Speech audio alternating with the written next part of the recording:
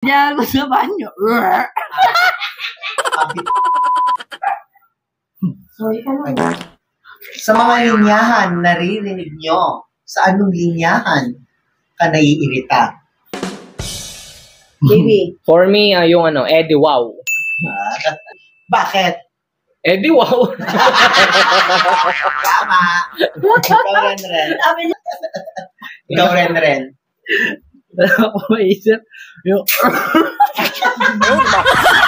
Hindi naman linyahan yun eh. Siyempre. Linyahan ko sa banyo.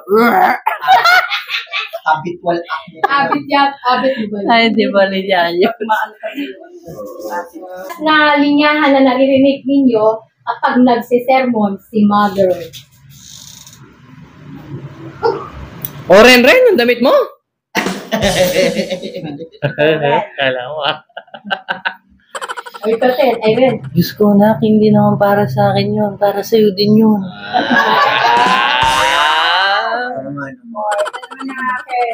Anong pangalan ang naririnig ninyo mula kay Mother ang hindi ninyo malilimutan? Pamilya pa rin ang... Kahit anong mangyari, pamilya pa rin yung maasahan mo. Sabi kasi namang sermon sa akin, hindi ko wala naman. Yung dami-dami ko sinasabi, isa wala siyang maaalala. Hindi, na-overwhelm ako sa dami ng pangalan. Pero magbigay. O anong klaseng nanay? Si Mother nyo.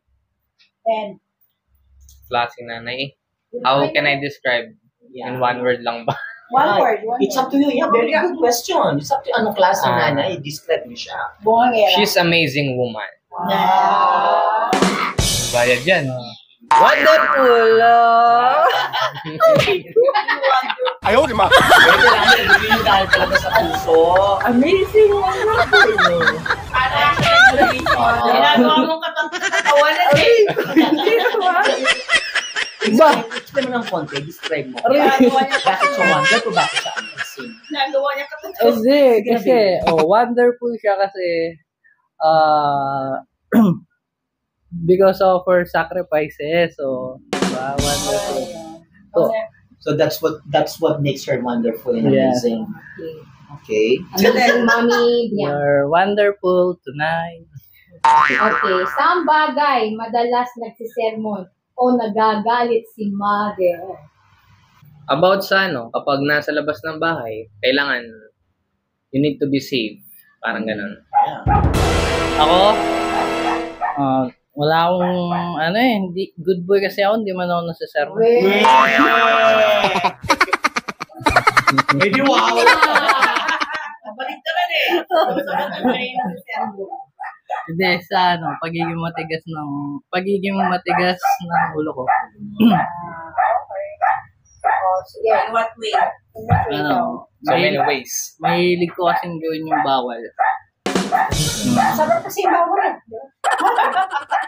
Mag-reveal kayo ng isa sa mga kalokohang ginawa ninyo na hindi alam ng mother niyo. Wala, open ako kay mama.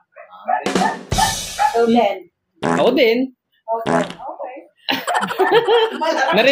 Na-reveal ko na lahat eh. Kasi yung time na kwento niya lahat ng mga ginagawa niya hindi ko alam. Mga kalokohan. Oo, nakwento na namin. Pero na-reveal yun. Hindi kagaya mo sa akin, masekreto. Hindi, dati masekreto kami nung Yung nandito na kami, tapos nagkaroon kami ng mga party moment madalas. Oo, Tapos yun, na-reveal na. So basically, maganda rin nagsasabi kayo ng totoo, di ba? Yes. Kahit pangit o hindi.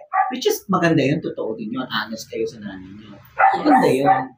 Next part ng question, may price ng 50 pesos. Paunahan ng sagot, dapat alam niyo yung tungkol sa mother niyo.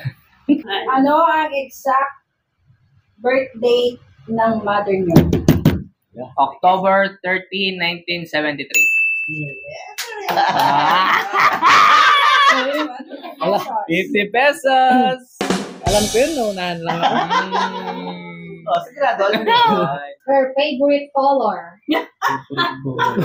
Yan, tinanong ko din kanya, hindi ko ni-reveal yan. Sasagutin niya. Sige. Yellow.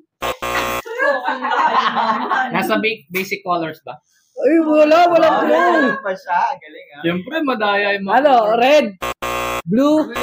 Green? Oh, ako na, wala. Ikaw niya. Ay, alam ko na. Blue. Blue. Oo, kasi yung bag Oh, niya. talo ka na blue. naman, boy! Madaya ako eh. Grabe ko na yun. Is she careful with her money or does she spend it quickly? Yes or no lang? Spend it quickly, yes. Tama? Ikaw, ikaw muna, ikaw sagot ka, yes or no? Talo ka na. Alam pa ba tayo? Ako lang bibigay survey din. Magkano ba yan? Next question. Anong size ng paa ni mother? 7. Ikaw din. Ben. Hala, Hindi, dapat kasi sinabi kung US ba or Wala yun. ano. Siyempre, malay mo sabihin ko 33 gano'n, di ba? Kasi bakit naman sa unahan nga eh. Kaya mo, baby. Si left hand or right hand? Right! Yan. Aba, yan. She right hand. What did she want to be when she's grow up? Ano kasi yun? Itang mascom eh. Ano, reporter? Kasi kung nasabi na Ahalagaan ni Mami. Sinong pet niya na favorite niya? Si Django, yung... Diyan ko nga ba? Wala ko sabi nga yun, sumba. Django. See you next time. That's it.